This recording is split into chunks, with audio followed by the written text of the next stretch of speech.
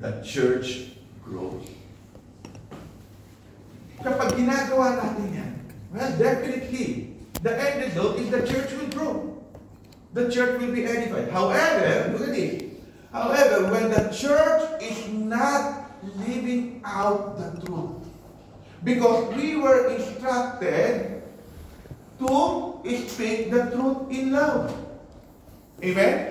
If we are not going to speak the truth in love, which is supposed to be for edification, it hinders growth, and at times they are being teared down, destroying the spiritual growth in edifying one. So everything has to be done in the truth of love that is in us. Okay? Pangalawa, gifted members help the ecclesia grow by ano raw? Loving one another. Okay? So all the gift-based ministries that we have, it is connected with the word love. We do not only have knowledge on doing the ministry. Because if we only have the knowledge of doing the ministry without love, it will not lead to any edification. Tama? Kaya nga knowledge pass up. But love, ano yun? Edifies. So all ministries that we have should be associated with the love of Christ in us. That leads to edification. So because love edifies, as we said earlier, and we must speak and practice the truth in love, in manner. Pangatlo, gifted members help the ecclesia grow by being connected. What do you mean by being connected? What did we say earlier? No, ito, sabi natin. Connected means here. Sino nakakatanda? Ano yung connection? Ito yun. Means interpersonal involvement. You are not only accountable. You have to do collaboration. In a company, you cannot excel. You cannot do your job well without collaborating. That is why a job is not a one-man show. Such job in a company needs interaction. More so, need collaboration. Without that, you cannot. Edify one another, you need to talk to everyone. Right. You need to ask help from everyone. Connection. Kaya nga, si Pastor Ben, lahat na ata ng connection nasa kanya. I mean, ang ating pastor, Pastor Ben, wow. He has so many influence. He is using such to make sure the ministry is, na mag-excel talaga. Asa naman tayo? Nakatapos na. Okay, andito na. Ayan. Ayan. So, gifted members help the ecclesia grow by being connected. That's why we need to be connected with each other in love. The truth in love. Hindi yung mayroon kang mga ulterior, bad motive. Okay? Because it does not build one another up if we are not connected with each other. Correct? Ayun sabi natin. Correct? Kailangan yan. Connection. I said in my previous preaching, when we live in isolation from one another, remember that? Hindi nyo matandaan. By just attending or joining virtual church meeting, but not getting involved fully, the entire church suffers. Tama? I mean, we need each other to perform the work in the ministry for the edification of the body of Christ. The ecclesia.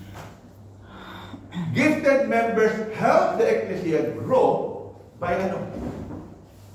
By serving. That is why those, kayo dyan, si Jolo, si Iame, si Megan, si Liz, even brother, Jerry, mahalaga yung ministry nyo of serving. Because serving leads to edifying. So in other words, As each member of our physical body has role, even our little finger or toe, and without it, the body is unstable. Tama? In the same manner, each of us has a role in the ecclesia, and that is serving one another for the edification of the ecclesia. Mamaya, pag nag-group kayo sa ating grouping, you have to ask yourself, kung sa inyo sa grupo, what is your role in the church? If you cannot immediately answer, I don't know. Why? Because we believe you are so vital in the church. We need you to help us. Amen? Mahalaga ka sa gawain. God built His church through the service of gifted members. Ano ba? Gifted members are striving to excel or increase in edifying one another. Okay? Seek that ye may excel. We explained that earlier. Gifted members are consistent in its purpose for assembling together. Okay?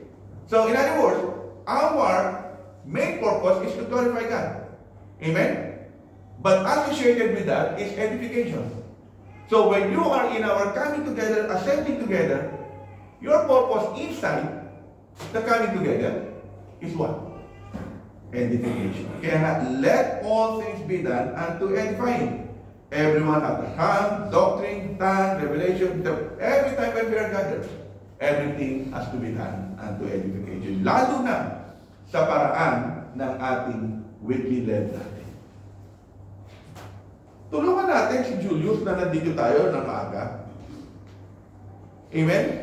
If you know that you have to, alam nyo ba? Question. Wala dito yan. Hindi ko na isulat. Alala ko lang.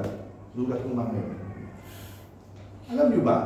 Do we all know that our first, ano yun, yung unang oras ng ating coming together is, anong oras yun? 10? That you should be here 10 o'clock. Not 11 o'clock.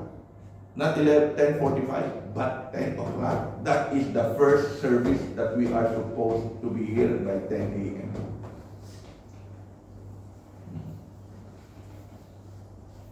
Pag-usapan nyo rin mamaya yan. How can I be in the church every Friday, 10 a.m. sharp, for the edifying of the body of Christ? Amen? Okay. Na may interaction to learn from each other, and an objective pa rin ito is edification. Gifted members take ownership. Take ownership of the ministry and serving the body of Christ. Okay? So we own the ministry. If you own the ministry, it's just like you own your car. Talagang aalagaan mo yung mga car mo. Ganyan talaga yung naalagaan nila. Okay? So same thing. If you own the ministry, you have to take care of it, you have to protect it, and you have to make sure that it would produce something that glorifies God. Okay? Gifted members ought to contribute to it. Okay? And gifted members' relationship in Christ revolves around it. What else? Gifted members are careful in their words and actions. Okay?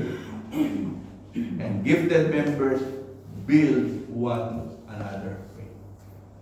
Hindi ko na in-explain, just for us to make sure that we are on time. I mean, as born-again Christian, if we want our faith to grow, let us consistently desire the word of truth. Amen? Because the more we realize that we are part of the edifying of the body of Christ, it makes us grow. Our faith makes grow. Mas lalong lumalag ko. Okay? Now, furthermore, our faith will continue to grow as we set our standard diligently in our regular coming together. And others more. Okay? I mean, there are far more things to be known for in life than being a Christian who wants to strengthen others spiritually and build them up in the faith. Conclusion. Okay? As we close, ask yourself this question. Ito yung pag-ano yung grouping mamaya. Kasama rin dito. What can I do to build up the congregation? Dito. Think of specific people that you know. Ask yourself, what can I specifically do to encourage this person? Amen? Maybe ask someone, how can I pray for you? Okay? And as we end this message, how would you like to use your gift for the building up and edification of our ecclesia? And not to be someone who would tear down the growth of our ecclesia. Okay? This would be the discussion later on and interaction. Okay? After ng snack natin. Snack?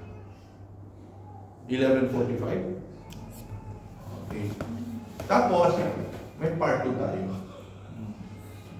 Okay? Actually, I still prepare also to discuss na titignan natin, no? Yung, nasaan ba yun? Yung, at least on time tayo, ha? Tama ba no? 11:45? Di-discuss ko sana itong ayan,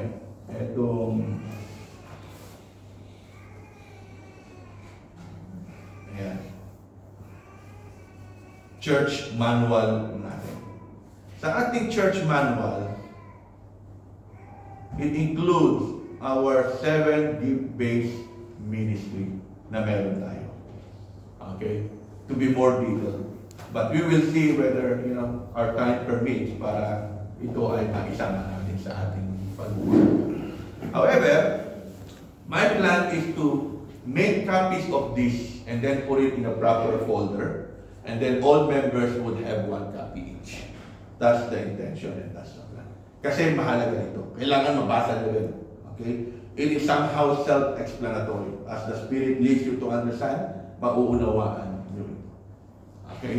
So, also, gusto ko rin i-recap mamaya ang lahat ng itinuro din ni Pastor Ruben in a way in regards sa ministry workshop.